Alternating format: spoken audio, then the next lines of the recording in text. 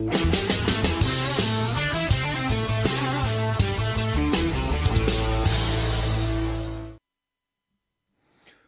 вечер, уважаемые друзья. Начинаем наш вечерний лайв.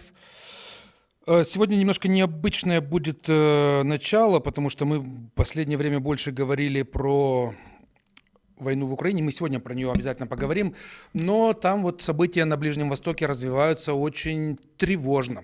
Дело в том, что в прошедшие сутки был нанесен массированнейший удар со стороны Ирана и его прокси по территории Израиля. Это было возмездие за атаку, потому что буквально за несколько дней до этого Израиль нанес удар по иранскому консульству в Сирии. И по какому-то странному стечению обстоятельств в этом консульстве оказались не дипломаты, а генералы иранской армии. И несколько из них, высокопоставленных этих генералов, было уничтожено. Вот в ответ за это Иран нанес этот удар. Атака длилась более 5 часов. Притом тактика, которую применил Иран, была отработана их друзьями Россией на Украине. Они запустили сначала множество дронов, и когда эти дроны уже подлетали к цели, были запущены баллистические и крылатые ракеты, которые летят гораздо быстрее, чем дроны, поэтому к цели прибывают примерно одновременно. И вот то же самое они сделали в этот раз. Да, на этот раз за Израиль вступилось много других стран. Американские истребители были подняты с авианосцев в Средиземном море. Британские истребители вылетели с Кипра, с базы, для того, чтобы перехватывать иранские дроны. Иорданские, ну и, естественно, Израиль тоже. Предположительно, было запущено от 400 до 500 беспилотников и ракет одновременно с нескольких направлений. Давайте посмотрим карту, откуда наносились эти удары. Удары наносились с самого Ирана, через территорию Ирака, из Ирака тоже, с Сирии, Южного Ливана и из подконтрольных хуситам регионов Йемена. Основная часть была запущена непосредственно из самого Ирана. Об этом сообщил высокопоставленный американский чиновник для телеканала ABC News. Байден срочно прибыл в Белый дом для того, чтобы проводить оперативное совещание по итогам вот этой вот атаки.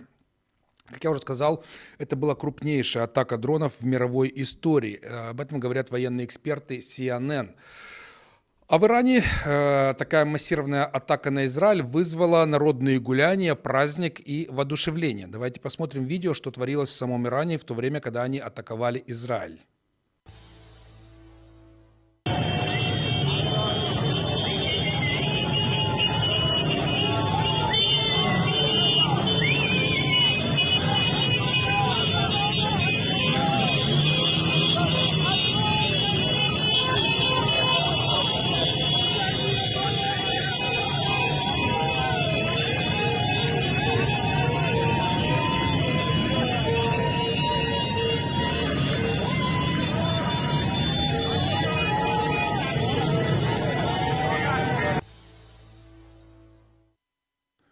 Королевство Саудовская Аравия выразило обеспокоенность в связи с эскалацией ситуации между Ираном и Израилем и обратилось к сторонам с просьбой проявлять сдержанность. США, Германия, Канада, Аргентина, Франция, Австрия, Чехия и Евросоюз в целом сразу поддержали Израиль и осудили Иран. Позже присоединились и другие страны, в том числе Украина и Республика Молдова. За ночь, как я уже сказал, по Израилю было выпущено, если говорить уже более точно по классификации, примерно 185 дронов, 36 крылатых и 110 баллистических ракет. Цахал, это армия обороны Израиля, и союзники сбили 99% целей. Большинство пусков, как я уже говорил, было произведено с территории Ирана, но особенность была в том, что как бы атаковали с разных сторон, потому что Йемен находится на юге от Израиля, Ливан на севере, Сирия, получается, как бы совсем рядом, они граничат, Иран далеко. В общем-то, и вот со всех этих разных сторон по Израилю был нанесен удар. Тем не менее, сработала очень эффективно оборона. Ну, тут надо, конечно, признать, что если бы не союзники, такое количество, тот хваленный железный щит мог бы не перехватить, потому что просто перегружается система ПВО, а ее же надо перезагружать, заряжать заново, и тогда было бы прилетов больше. Но когда Иордания подняла почти всю свою авиацию, плюс прилетели с Средиземного моря американцы и британцы, и перехватывали эти ракеты над территорией Сирии, над территорией Иордании, то, конечно, масштабных разрушений не получилось. То есть практически все было перехвачено. Относительно небольшой ущерб, как сообщает The New York Times. По данным израильских СМИ, ни один беспилотник или крылатая ракета не смогли достичь Израиля. Они были сбиты и упали в Ираке или Иордании. Баллистические ракеты перехватили в небе над Израилем. Фиксировалось попадание по авиабазе Неватим на юге страны. Однако разрушения СМИ называют незначительными. А вот сейчас посмотрите видео, как эта ракетная атака выглядела изнутри из Иерусалима.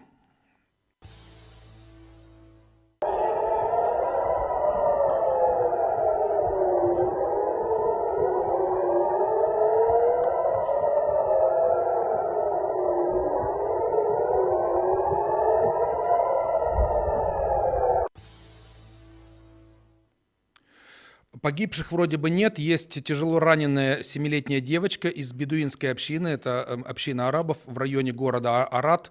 Она была ранена шрапнелью и находится в тяжелом состоянии. Об этом сообщила израильская медицинская служба Маген Давид Адом. В Красном Кресте Давида сообщили о 31 человеке, обратившемся за медицинской помощью после атаки. Ну, там в основном стрессы и так далее. Сколько всего ракет достигло цели? По словам контр-адмирала Хагари, несколько баллистических ракет все-таки прорвались и поразили израильскую территорию. Одна из них залетела на базу ВВС Неватим в пустыне Негов на юге Израиля. По словам контр-адмирала Хагари, база продолжает функционировать. Официально иранское информационное агентство ИРНА сообщило, что в ходе атаки по авиабазе были нанесены тяжелые удары. Но, по словам контр-адмирала Хагари, в целом в Израиле пострадали 12 человек. То есть, видите, как бы информация, я вам перечисляю все, что я нашел, она где-то немножко противоречит, но общую картину создает. То есть никаких серьезных разрушений нет, практически все было перехвачено. И вот сейчас посмотрите это видео, предположительно, момент прилета иранской баллистической ракеты в ту самую авиабазу в пустыне Негев. Посмотрите.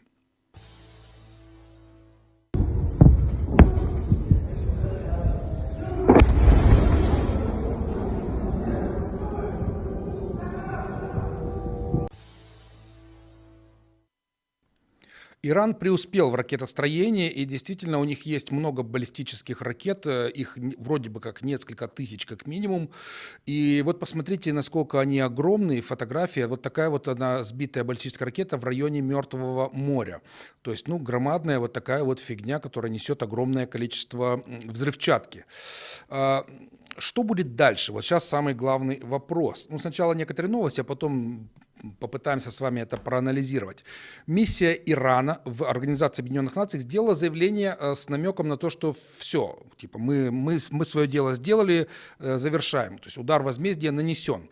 В заявлении, которое распространила иранская миссия, сказано: Иран реализовал свое право на самооборону в соответствии со статьей 51 Устава ООН «Нападение в целях самообороны», после того, как был атакован Израилем консульство Ирана в Дамаске. Вопрос исчерпан, сказали иранцы, но израильский режим может совершить еще одну ошибку, и тогда реакция Ирана будет гораздо более жесткой. Этот конфликт, продолжают они в своем сообщении, между Ираном и израильским режимом США должны держаться подальше от происходящего, так как это дело касается только Израиля и Ирана. Страны региона были предупреждены Ираном по дипломатическим каналам перед началом иранской атаки. Кстати, да, появилась информация о том, что, по крайней мере, Турция знала минимум за 2 суток до этого о том, что готовится такая атака. И, видимо, из этих сообщений как раз узнали и американцы, и Израиль, в общем-то, знали все. И это произошло. Президент США Байден провел телефонный разговор с премьером Нетаньяху и попросил Израиль не реагировать напрямую на иранское нападение. Об этом сообщает Jewish Media. Президент Израиля по поводу этой атаки сказал, что это объявление войны, это Ицхак Герцог. В Израиле президент — это фигура более номинальная, там у них всем рулит премьер, но вот тем не менее президент у них есть. И вот он сказал, что это объявление войны, и он сказал в интервью для Sky News. Президент Израиля заявил, что власти страны рассматривают все варианты ответа на иранское нападение и предпримут необходимые шаги для защиты своего народа. При этом Герцог подчеркнул, что Израиль не ищет войны.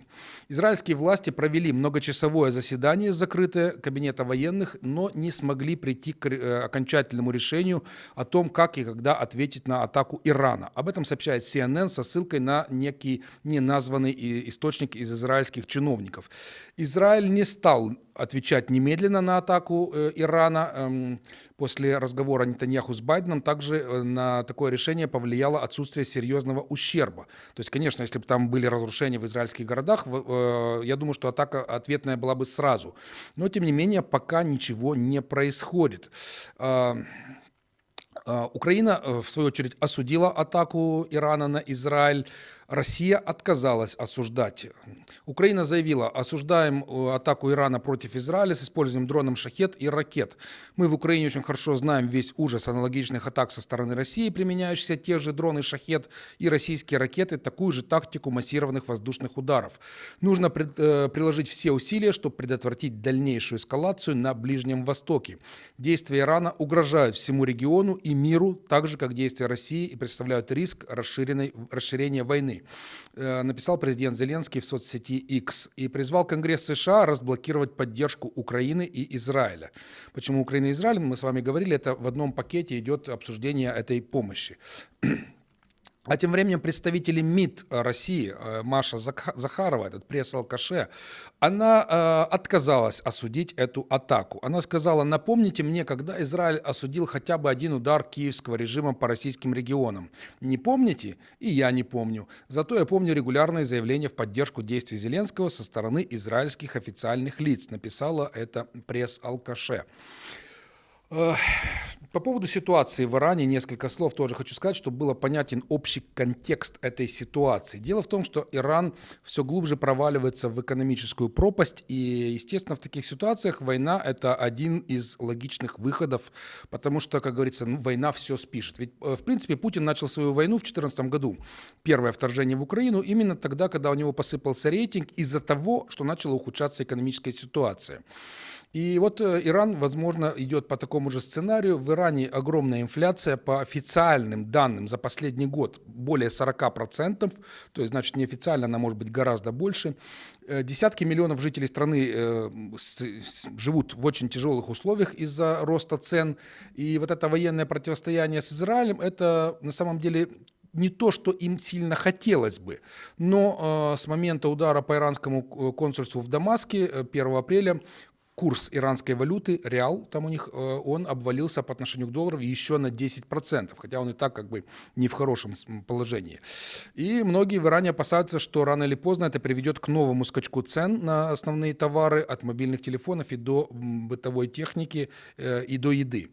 И власти Ирана уже ограничивают искусственно цены на некоторые товары первой необходимости, такие как хлеб и топливо, а еще некоторые виды товаров разрешают импортировать только по льготному обменному курсу, то есть занижая курс иностранной валюты. Но на многие товары цены все же установили, исходя из рыночного курса, а, соответственно, это высокие цены. С 2018 года, когда США вышли из ядерной сделки с Ираном и вернули санкции, в первую очередь ограничения на экспорт иранской нефти, экономика Ирана практически не растет или даже сокращается, страдая от огромной инфляции. Что можем по этому поводу сказать? Очень сложно сейчас прогнозировать ситуацию, потому что, с одной стороны, Израиль всегда отвечает асимметрично. Мы знаем на примере, когда каждый раз происходит серьезное столкновение с Газой или с этим, как это называется, берег реки Иордан, или когда с Ливана было столкновение, то Израиль всегда ударял сильнее, чем получал первый ответ. И вопрос здесь будет так же, либо все-таки они воздержатся. Есть мнение, что они ударят по атомной программе Ирана, потому что уже по многим источникам у Ирана есть как минимум одна ядерная бомба, ядерный заряд, правильно так сказать, потому что, скорее всего, если они его и будут использовать, то на какой-нибудь из баллистических ракет. И, возможно, можно предположить, что если удар произойдет, если Израиль атакует Иран, будет нанесен удар по атомным станциям, по местам, где, по данным израильской разведки, находится вот этот самый ядерный заряд, что, конечно, приведет к ядерному взрыву, возможно, приведет к ядерному взрыву внутри Ирана.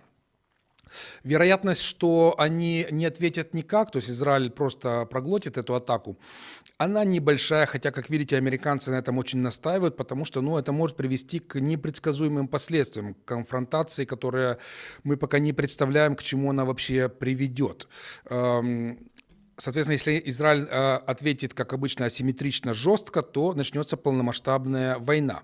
Иран на самом деле опасный противник. Да, ну, если говорить так про их плюсы, у них огромная армия дронов, ведь вот эти шахеды, которые они поставляли России, это изобретение Ирана, и они налаживают их массовое производство, у них есть их очень много, неизвестно сколько.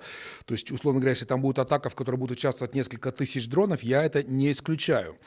Второе, у них есть свои прокси-силы. Это вот Хезболла в Ливане, это в Сирии, фактически сирийский режим находится под контролем Ирана, это хуситы в Йемене, и это, возможно, какие-то там силы есть, которые не напрямую связаны, но опять-таки есть мнение, что Хамас тоже контролируется Ираном, хотя Хамас являются суннитами, а Иран это шииты. Ну и плюс у них, конечно, поддержка фанатиков, и это их сильные стороны. Их минусы – это отсталость, потому что, да, дроны вроде бы как достаточно современное оружие, но при всем при этом достаточно примитивное. То есть, условно говоря, это не какие-то там, как у Израиля, там лазерное оружие и так далее. Очень слабая экономика, которая полномасштабную войну, скорее всего, не выдержит, и огромная внутренняя усталость от того, что Иран 40 лет живет под санкциями, в проблемах, и, в общем-то, просвета не видно. А значит, есть оппозиция, которая забита, запугана, но в случае большой войны может так статься, что не до нее будет, и она может поднять голову и начать создавать проблемы. Поэтому сейчас очень сложно, и, ну, скажем так, мой прогноз, что, скорее всего, все-таки в каком-то виде Израиль ответит, не оставит это совсем без ответа. Как это может быть? Это может быть какая-то диверсия внутри Ирана, потому что у Израиля есть своя агентура, там без всякого сомнения, они могут там устроить какие-то взрывы, там что-то, не знаю, какая-то диверсия. Может быть, будет и удар какими-то ракетами, самолетами, то есть, ну, налет. Опять-таки, мы не знаем, будет ли это прямо по территории Ирана, или все-таки они остановятся на том, что они уже сегодня нанесли удары по Ливану, вроде как по Сирии, и даже вроде как ударили по Йемену, по городу Тайс. Но, кстати, этот Тайс, насколько я знаю, он не был оплотом хуситов, поэтому это немножко странно. Хотя, может быть, там что-то изменилось, и хуситы уже пробрались, и потому что это уже ближе к Южному Йемену, но тем не менее. В любом случае, это, конечно, очень плохо, потому что вот это вот обострение, когда уже между двумя достаточно сильными странами, региональными, Израиль обладает ядерным оружием, Иран, скорее всего, уже тоже, как минимум одной-двумя установками, это может привести к нехорошим последствиям. Потому что, условно говоря, представьте, вот прижмут этих режим тегеранский, и они решат запустить все, что у них есть в сторону Израиля, в том числе ядерную ракету. Скорее всего, ее собьют с огромной вероятностью. Но где произойдет этот взрыв? На территории Ирака, на территории Сирии, на территории Иордании? Мы не знаем. В любом случае, это будет большая трагедия, потому что большое количество людей, которые не имеют к этому никакого отношения, к этой войне, могут пострадать.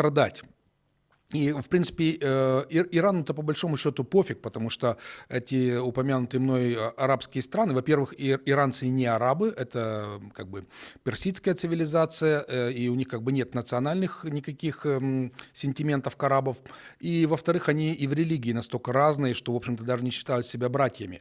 Поэтому им не жалко будет, если произойдет взрыв на территории какой-то из этих стран, особенно если Иордания, потому что с Иорданией у них как бы отношения очень плохие, как и с Саудовской Аравией. Так что вот так вот. Обострение может привести к чему-то непредсказуемо плохому. Поэтому сейчас будем внимательно следить за тем, как будут развиваться события в том регионе, и надеяться, что как-то удастся это вырулить без того, чтобы началась полномасштабная война. Так, давайте посмотрим, кто сегодня с нами. Так, секундочку.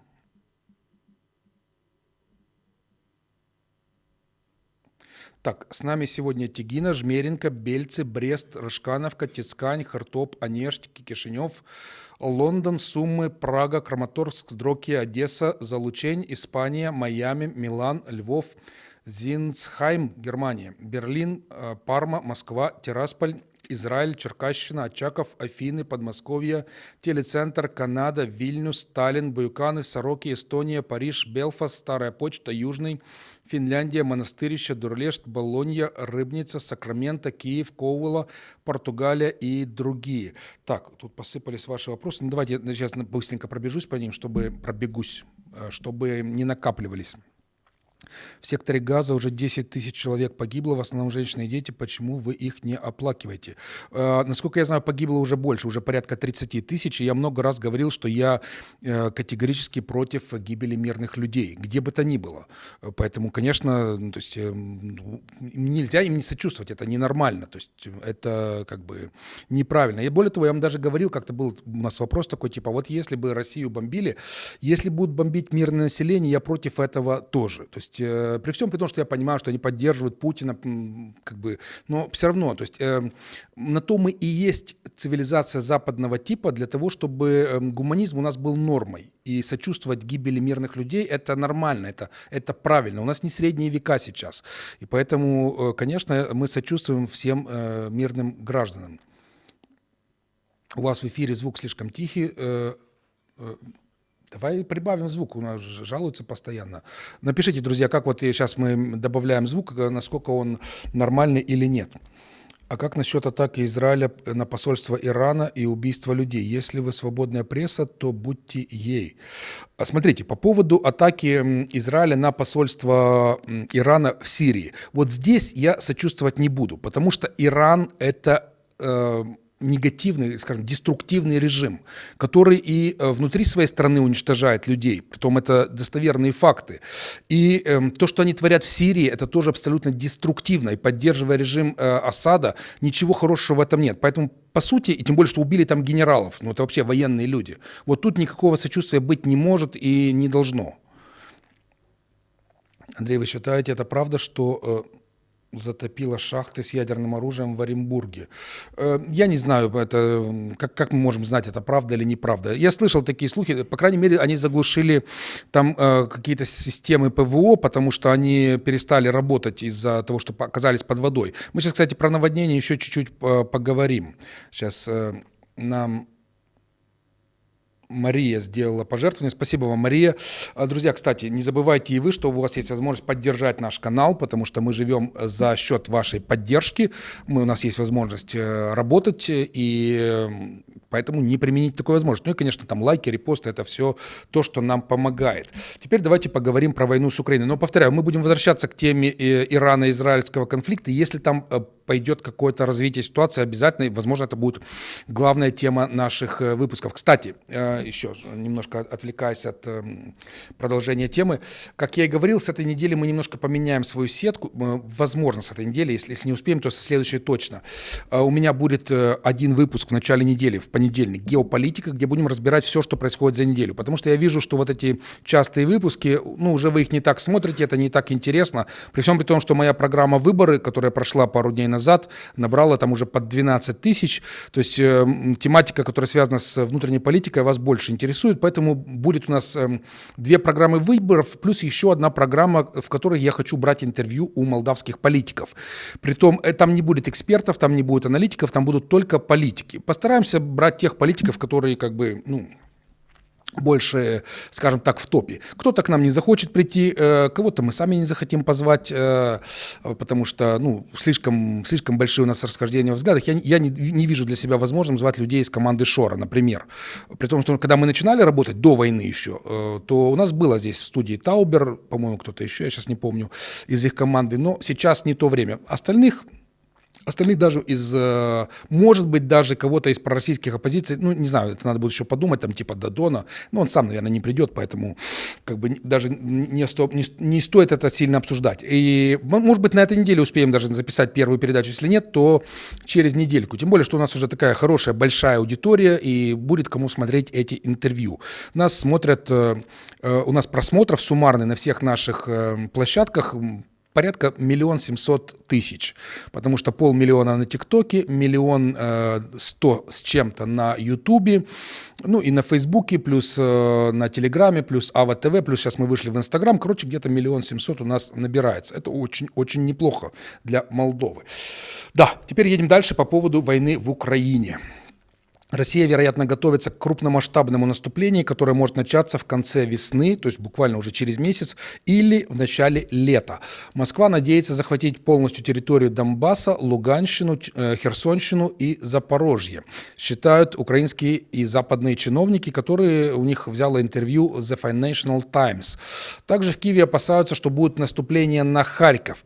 Ну, я вам сразу скажу, что бояться этого надо, но не бояться панически, потому что принимаются сейчас очень серьезные меры для того, чтобы укреплять эти территории. Россияне не показывают себя эффективными атакующими в этой войне, потому что любой более-менее укрепленный район, они застревают в нем. Ну, как они вот бросали все свои силы на Мариуполь и штурмовали его почти год. Авдеевку они штурмовали, вообще она с 2014 года под ударами, и вот они ее взяли только совсем недавно. И это, в общем-то, Авдеевка совсем маленький городок. Поэтому думать, что они прямо вот себя покажут эффективно, учитывая, что сейчас везде по всей линии соприкосновения Украина строит мощные линии укрепления, то есть я не думаю, что прямо у них сильно получится. Да, положат, наверное, еще несколько сот тысяч своих россиян, Путину-то все равно, но такое, да.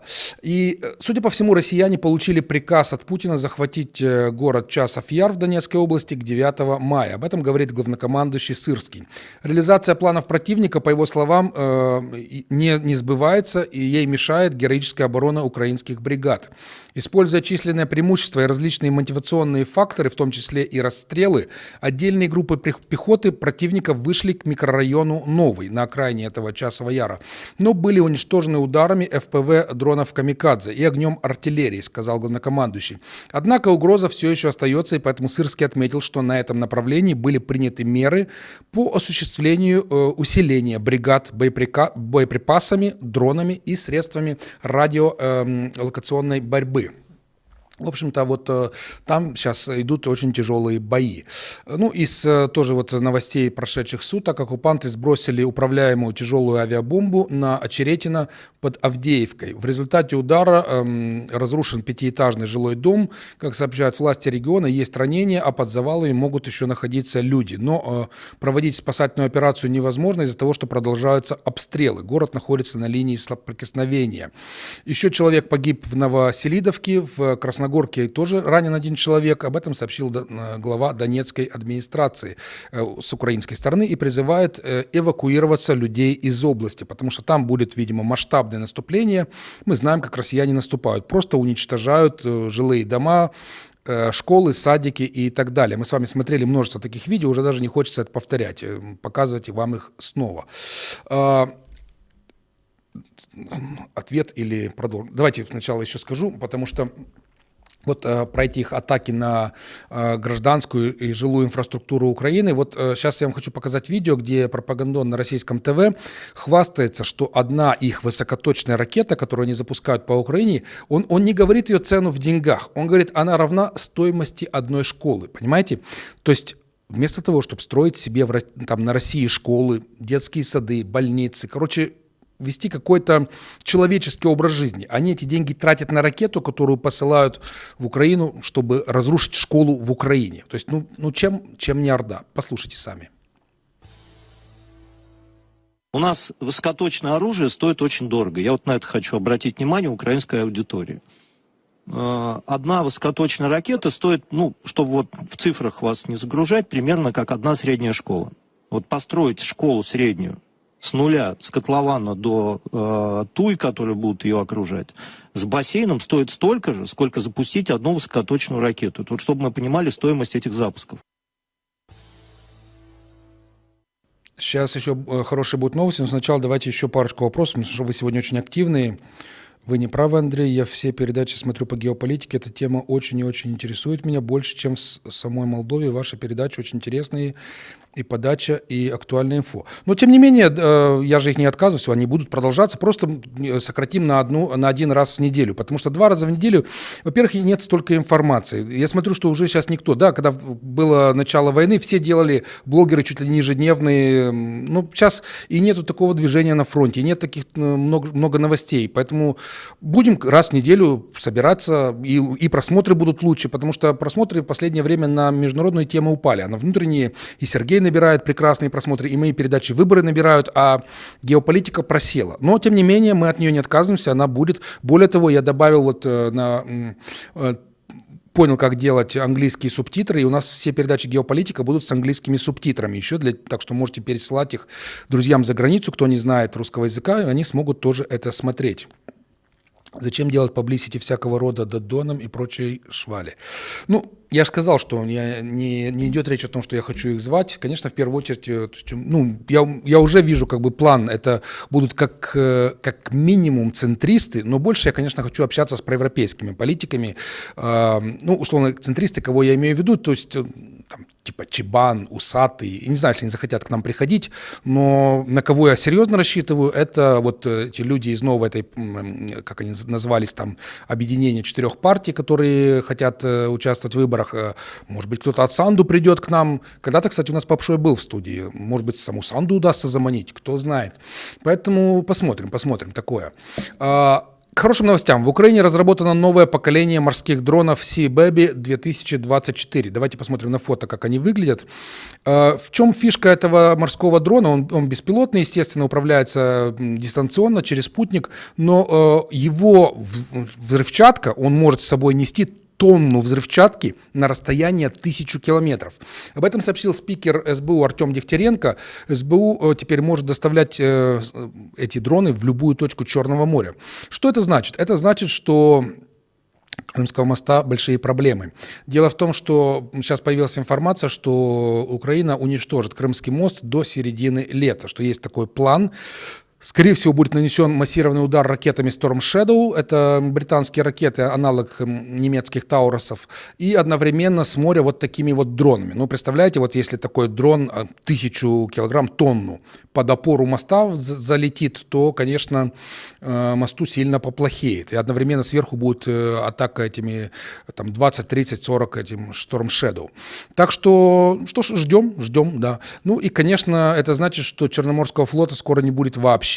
Они, в принципе, сейчас не особо выходят в море. То есть, как в первый год войны они болтались на рейде в районе Одессы, там, в нескольких десятках километров от берега. Сейчас об этом не то, что речь не идет, а они сейчас не выходят за уровень Крыма. То есть, если вы представляете себе Черное море, вот они не проходят эту среднюю линию Крыма, туда ближе к Одессе, боятся суваться.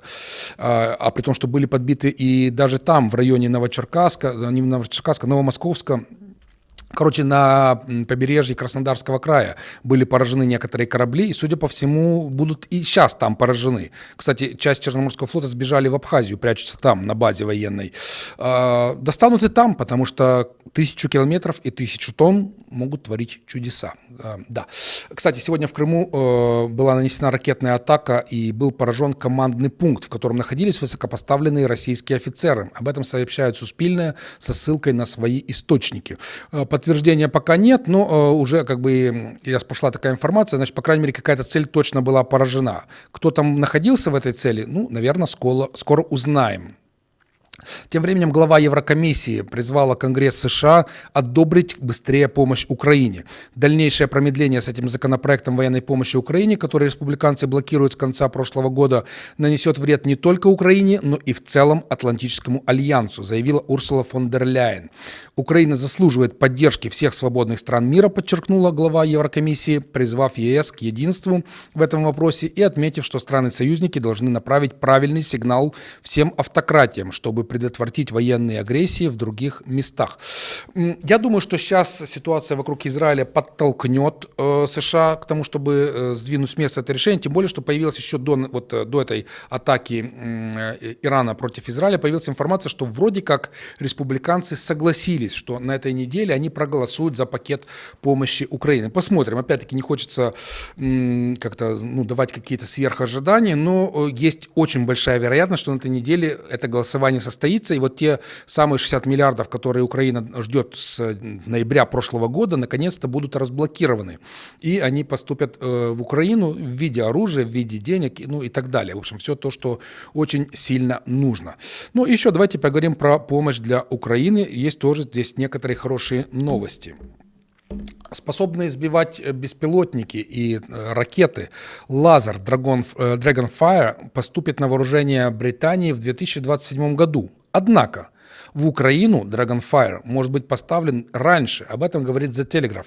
Сейчас в Европе происходит конфликт, для разрешения которого у нас есть уникальное современное оружие, которое может оказаться полезным.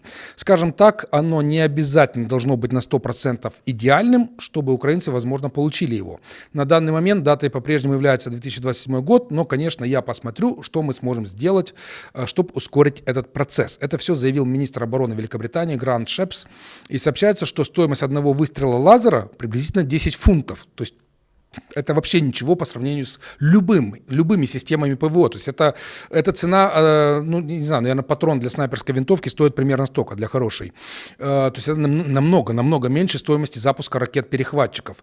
И я вам показывал где-то месяц назад, как этот лазер сбивает в воздухе объекты. И вот я думаю, что это вполне реально, что его британцы поставят. Почему? Потому что для них важно проводить испытания в полевых условиях. Что может быть лучше для оружия, чем проведение испытания в реальных боевых условиях? Поэтому Украина имеет все шансы получить вот этот боевой лазер. Это, конечно, офигенная штука, потому что он может перехватывать все, что угодно, тем более, что его скорость, также скорость поражения с помощью этого лазера превышает любую ракету. Это свет, он летит со скоростью света. Плюс новость появилась, что Германия отправит Украине еще одну систему Patriot. Об этом сообщило Министерство обороны Германии. В связи с дальнейшим увеличением российских авиаударов по Украине федеральное правительство приняло решение об усилении украинского ПВО. На данный момент Бундесвер предоставил Украине 2 установки Patriot.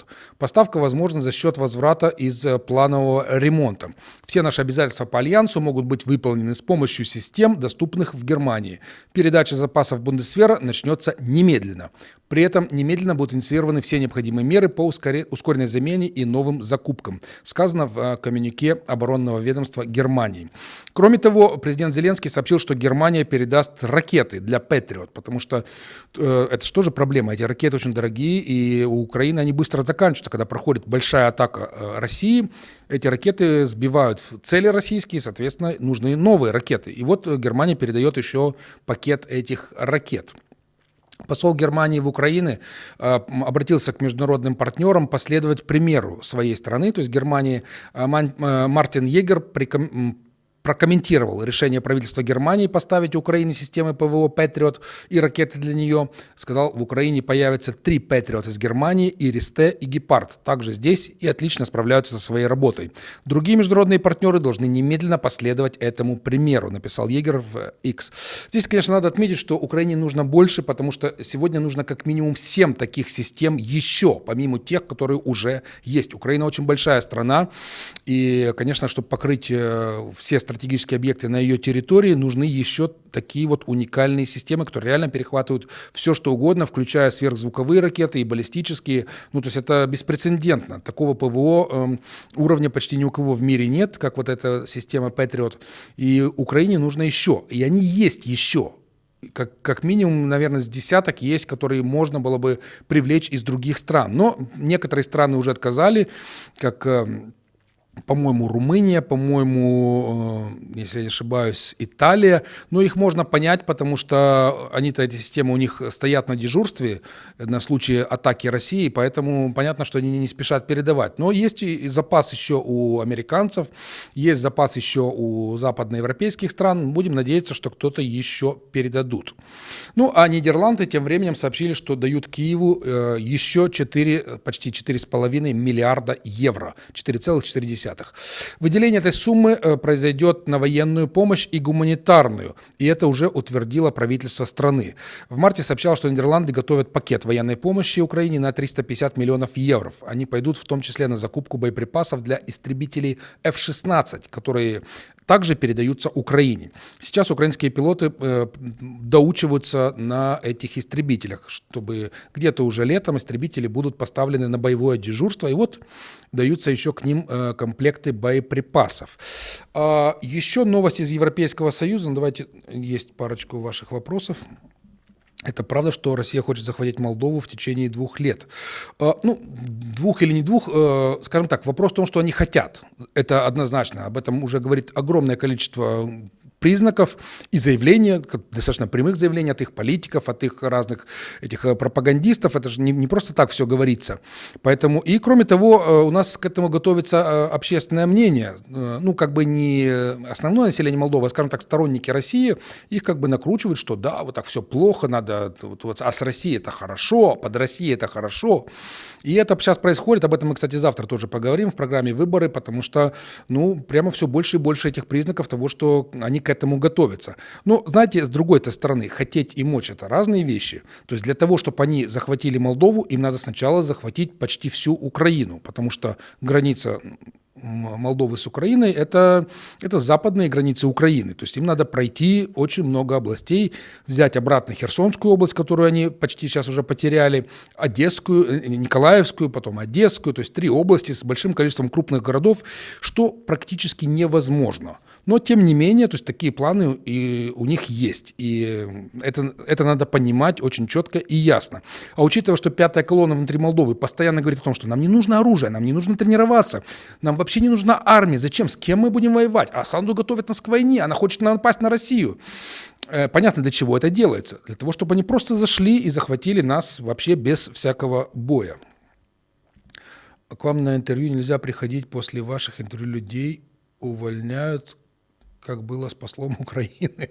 Нет, ну, слушайте, я понимаю, что да, вы смайлик поставили, вы шутите. Посол Украины, я вам говорил, что мне еще осенью говорили, когда я был там на каком-то мероприятии в посольстве, что у него заканчивается каденция, и что он должен был зимой еще уехать. И наоборот, то, что вот он как бы оставили его, чтобы он дал мне интервью еще на несколько месяцев. И так, судя по всему, где-то, наверное, до мая еще он у нас будет. Поэтому, наоборот, видите, кто хочет остаться в политике подольше, приходите к нам на интервью. Еще новость из Европейского Союза. ЕС утвердил уголовную ответственность за обход санкций. Таким образом, во всех странах Евросоюза будет считаться уголовным преступлением такое действие, как помощь в обходе запрета на въезд, торговля, находящаяся под санкциями товарами, осуществление запрещенной финансовой деятельности, ну и кроме того, уголовно наказуемым станут поощрение, пособничество и склонение к нарушению санкций. Это интересный момент. Почему? Дело в том, что Молдова все больше синхронизирует свое законодательство с Европейским Союзом. У нас сейчас, мы об этом поговорим завтра подробнее, приняли закон о том, что Служба информации и безопасности может подавать запрос на лишение гражданства лиц, которые вот занимаются как раз какими-то такими вещами. И тут могут попасть под большие проблемы некоторые, скажем так, товарищи, которые работают на России у нас в Молдове. И я об этом говорил еще в прошлых передачах, о том, что где-то, по сути, Шор подставляет своих людей, потому что он уже имеет все возможные санкции, какие там и Америки, и Европы, и в Молдове он уже осужден.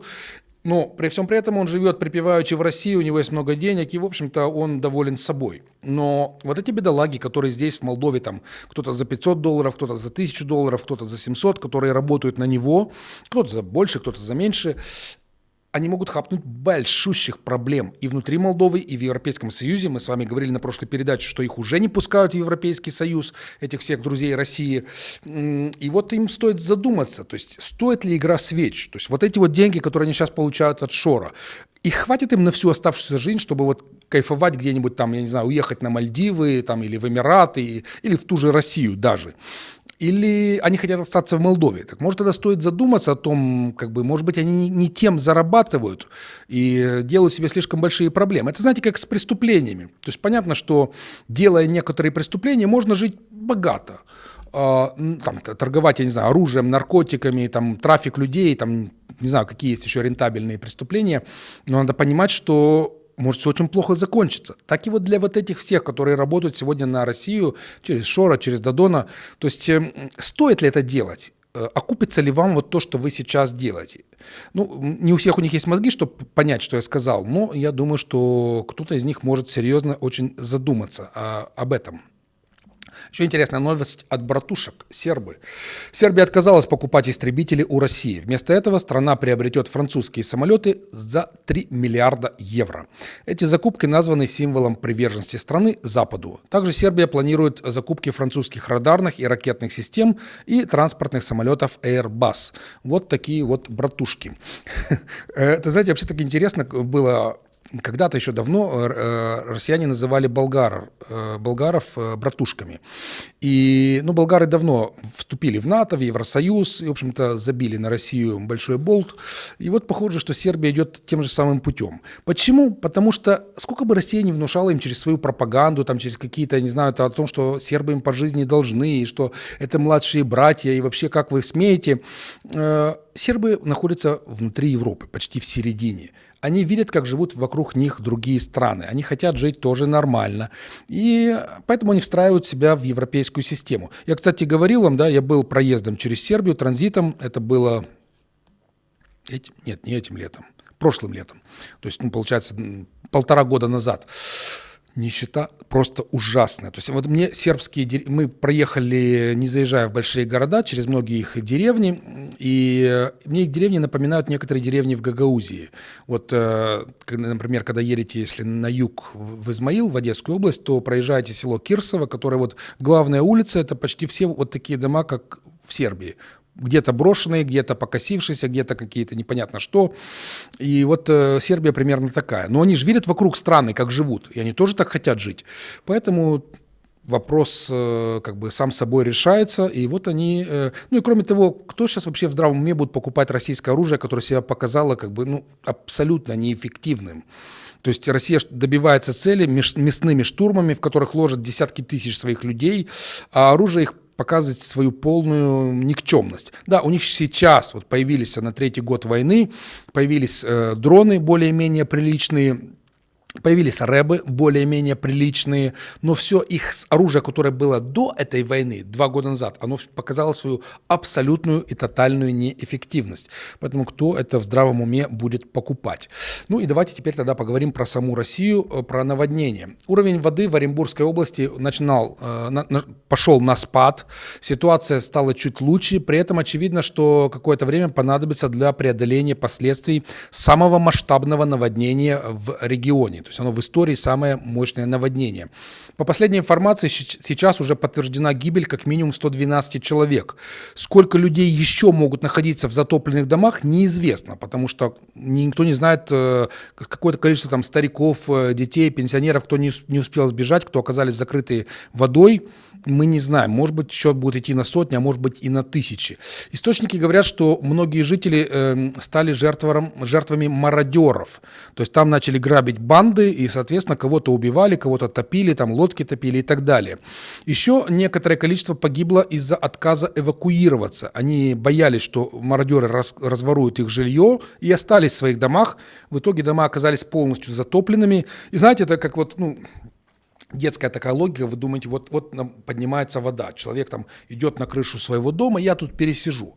А если вода поднимается выше крыши, я поплыву в минусовой температуре, это все-таки Сибирь, в ледяной воде, в которой там плавают, трупы животных. Кстати, уже в Казахстан стало сносить эти трупы с кладбищ, размыли эти сибирские кладбища, и сегодня видел видео, в Казахстане вылавливают из рек трупы, уже разложившиеся трупы, черные, которые... То есть представьте себе, как поплавать в такой воде, тем более, если вы плавать не умеете. Да даже если умеете, то при таких условиях мало кто сможет справиться. И, неизвестно, какое количество... по факту... Эти жертвы все по причине неспособности МВД России стабилизировать ситуацию в регионе. Ведь если бы полиция смогла обезопасить имущество, чтобы все были уверены, что мародеры не разворуют, то не было бы всех этих жертв. При этом среди местных ходят слухи о том, что видели якобы нескольких полицейских, которые сами воровали на лодке, вывозили технику из домов. И я не удивлюсь, это же Россия. Если они такое делали на фронте, то почему им не делать такого там, где вообще им никто не угрожает, и они спокойно, они же власть, они же милиция, они могут делать все, что угодно. Поэтому не исключено, что именно так все и было. И еще у них там большая проблема в компенсациях. Дело в том, что сначала было объявлено, что тем, кто потерял свое имущество, дома, то есть, представляете, у вас пропало все ваше имущество. Они говорят, мы вам дадим 50 тысяч рублей. 50 тысяч рублей – это примерно 500 евро. То есть, даже если вы совсем нищий человек, у вас имущество больше, чем на 500 евро. А ведь люди потеряли некоторые нормальные дома, потеряли там машины, которые уже не подлежат восстановлению, которые неделю там пролежали под водой, ну и так далее. Вся бытовая техника полностью, короче, все потеряли. Одежда, ремонт домов нужно. Начали говорить, что будут давать больше, до 100 тысяч. То есть целую 1000 евро вам дадут за то, что вы потеряли все, что у вас в жизни есть, включая ваше жилье. Ну вот, хочу показать вам видео. Это возмущенные жители Оренбургской области общаются с властью и уже угрожают, что могут поднять на виллы. Давайте посмотрим. Почему сейчас? Я не могу в 2 местах быть прописан. Не могу. Но мне никто не запрещал иметь 2 дома, 3 и 5. Я их здесь, я заработал эти деньги, сам построил. И тем, что я строил, только экономику поднимаю региона, понимаете? И не надо мне, я налоги плачу все. За заработанные деньги заплачу, за то, что построил, заплачу налоги. Сейчас вы мне говорите, если ты там не прописан, ты никто. А я потерял за всю жизнь, работал, блядь, и потерял теперь все. Вы сейчас успокаиваете меня. Не надо меня успокаивать. Я 7 суток не сплю. Вот. А МЧС ничего не делает. Они сидят там, пирожки кушают. Вот. А здесь по телевизору красивые картинки показывают, что они работают. Ни хрена они не работают. Мы ничего не услышали. Отойди в сторону. Отойди, не перебивай меня. Я вам еще раз говорю. Не доводите народ. На виллы нахер поднимем всех, блядь. Я вам еще раз говорю. Не доводите народ. Бессовестные.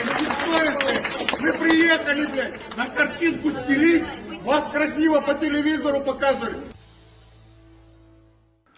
Критическая ситуация с наводнениями сейчас по большой территории Сибири, во многих областях. Вот в частности в Томске вода тоже начала разрушать грунтовую дамбу. Кстати, почему-то у них везде дамбы грунтовые.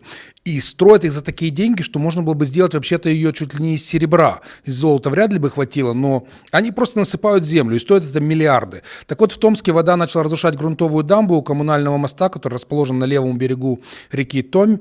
И уже частично разрушена дорога регион 70 Томск с ТБ-2. Кроме того, в самом районе в Томском затоплены 138 домов, и 84 человека уже были эвакуированы. Уровень воды в реке Томь в районе Томска достиг 8 метров 60 сантиметров и приблизился к опасной отметке 8 метров 90 сантиметров. Это сообщение МЧС. Посмотрите оттуда несколько видео.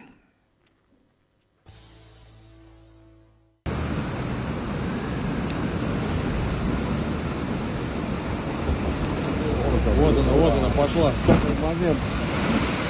Самый момент зашел. Да. Васик предлагал, давай туда, говорит. Все, вон треск. Ну давай. Ё-моё. Чуть-чуть осталось. Считанные сантиметры.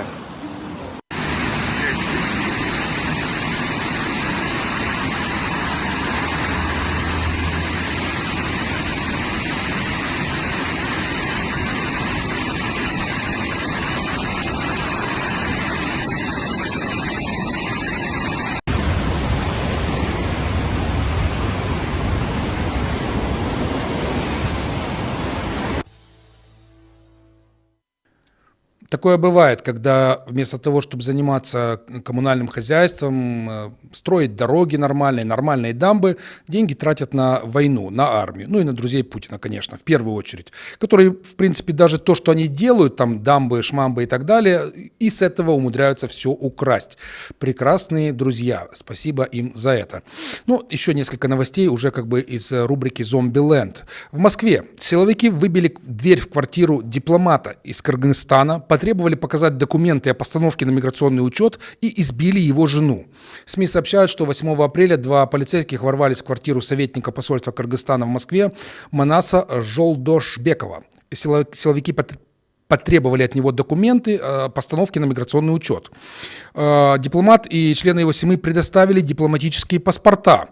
И близкий к силовикам канал ВЧК ОГПУ утверждает, что полицейские вскрыли замки, кроме того, нанесли телесные повреждения жене дипломата на глазах у их детей. МИД Кыргызстана выразил озабоченность из-за действий российской полиции. Ну, в принципе, знаете, если кыргызы готовы такое терпеть, в принципе, вот если бы такое произошло с какой-то уважающей себя страны, то это могло бы даже привести к разрыву дипломатических отношений. Либо потребовали посадить этих полицейских, то есть по самому максимуму. Но в России все можно, и я не удивлюсь, если их вообще не накажут, этих полицейских, потому что, подумаешь, каких-то киргизов избили. Кто они такие? Не арийцы же, в конце концов. Можно. Да. Ну и вот еще хочу вам показать, это уже немножко другая тема, но оттуда же из России. Российский историк моды Александр Васильев рассказал о том, как путинисты добиваются поддержки войны от разных медийных личностей, артистов и так далее. Говорит, предлагают деньги, но взамен надо поехать с концертами или лекцией туда на фронт. В противном случае конец карьеры. Послушайте, что он рассказывает. Я миролюбивый человек. Меня же ругают только за одно. За то, что я сказал, что я за мир и против войны. Сейчас и я еще хочу повторить. Я за мир, я против войны. И за это меня всегда ругают. И скажут, Васильев не должен говорить. Ты должен сказать, что он за войну. От вас просили этого? Да. И в устной форме, и в письменной. А что, обещали? Или деньги всегда. Деньги обещают. Но вас не стали включать в черный список? Нет, я в черном списке есть. Мне сообщают, что мне нельзя на телевидении. И что мне нельзя на публичные выступления. Это все делает управление по делам президента. Мне сказали, что покаяться очень просто. Я даже знаю все.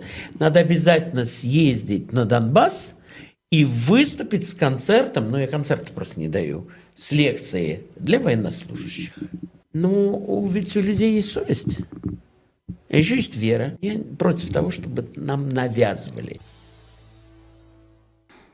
Вот такие вот новости. Еще у нас есть еще парочку новостей из Зомбиленда. Сначала еще один вопрос. Салут, Андрей, докум Рымынику Баба Вангала, помойка Русы НТВ, только Россия спасется, остальные будут под водой. Да, их предсказания, ну, видите, как кто будет под водой, решают не они. Это решается в небесной канцелярии. Поэтому, ну, Россия набрала столько грехов, что, наверное, пора это смывать, полностью покрывая ее водой. Видимо, это и происходит. Не знаю. Но еще новости, у них появилась сейчас такая как бы инициатива, законопроект, уже, судя по всему, его внедряют. Владельцы жилья в России, которые сдают это жилье мигрантам, могут быть привлечены к уголовной ответственности. Статья 33 Уголовного кодекса, в случае, если арендатор использовал квартиру для преступных целей. То есть вы сдаете какому-то мигранту, вы, житель России, сдаете мигранту из любой страны, допустим, молдаванину, нам ближе по нашей тематике. Чувак этот, например, занимается грабежами или наркотрафиком, или еще чем-то. Вы можете сесть в тюрьму. Почему? Потому что вы ему помогаете в этом деле, сдавая ему квартиру. Вот такой вот прекрасный закон. В этом уже, повторяю, они уже по многим параметрам переплюнули Сталина, и, в общем-то, творится у них там что-то совершенно безумное. И дальше будет еще более безумное. Почему? Потому что, например, вот такая новость. Депутат Гурулев, помните этого алкоголика? Давайте фото вспомним, как он выглядит. Он включен указом президента Путина в научный совет при Совете Безопасности. Понимаете? Вот это вот рыло теперь будет в научном совете заседать в Совете Безопасности. Ну, он прославился тем, что он постоянно там призывает бомбить атомным оружием все страны, там, короче, творить... А еще он говорил, что надо примерно 20% россиян уничтожить, которые против Путина. И вот он теперь будет в научном совете. То есть, представляете, какие-нибудь идеи этот научный совет генерировать. Тут как бы уже все. Вот оно уже, по-моему, это дно. Уже там под этим ничего больше нет. Кстати, вот сейчас уже когда шла передача, пришло мне видео, сейчас, секундочку, я посмотрю, где оно. Так, одну секунду.